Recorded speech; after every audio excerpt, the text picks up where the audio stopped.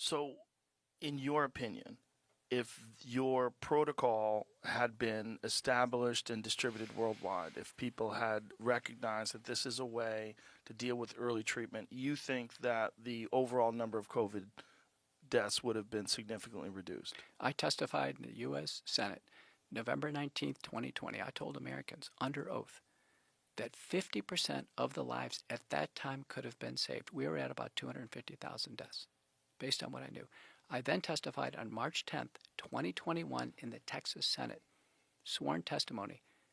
I upped that to 85% of the deaths could have been avoided. We know that because we carried out studies. We did one with Proctor here in Dallas-Fort Worth, where we demonstrated that even the early primordial protocols before the monoclonal antibodies, when we used drugs in combination, were associated with 85% reductions in hospitalizations and deaths compared to fair comparator groups.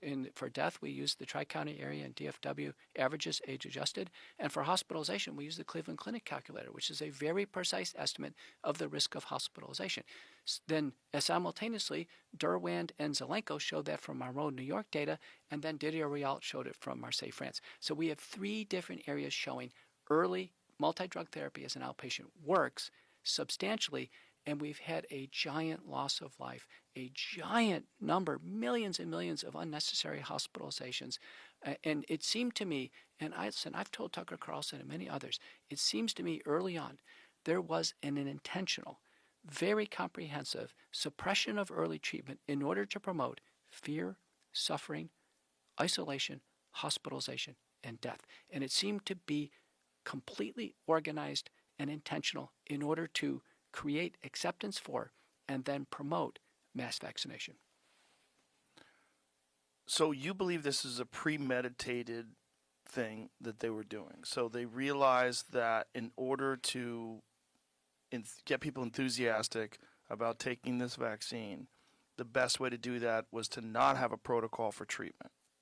It's not just my idea. Now it's completely laid out by the book by Dr. Pam Popper, the book recently published by Peter Breggin, COVID-19 and the Global Predators, We Are the Prey.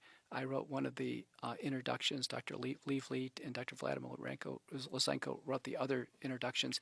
These books are basically nonfiction. They have 1,000 citations in the Breggin book showing how it was coordinated and planned. Now Bobby Kennedy has his book out, The Real Anthony Fauci. I'm the most mentioned physician in that book.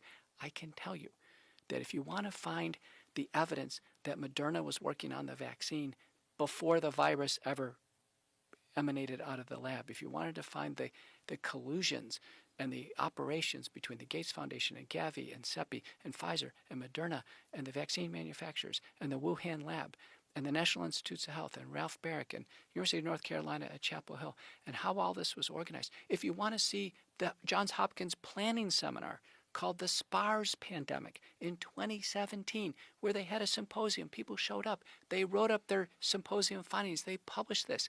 It says it's going to be a coronavirus. It's going to be related to MERS and SARS.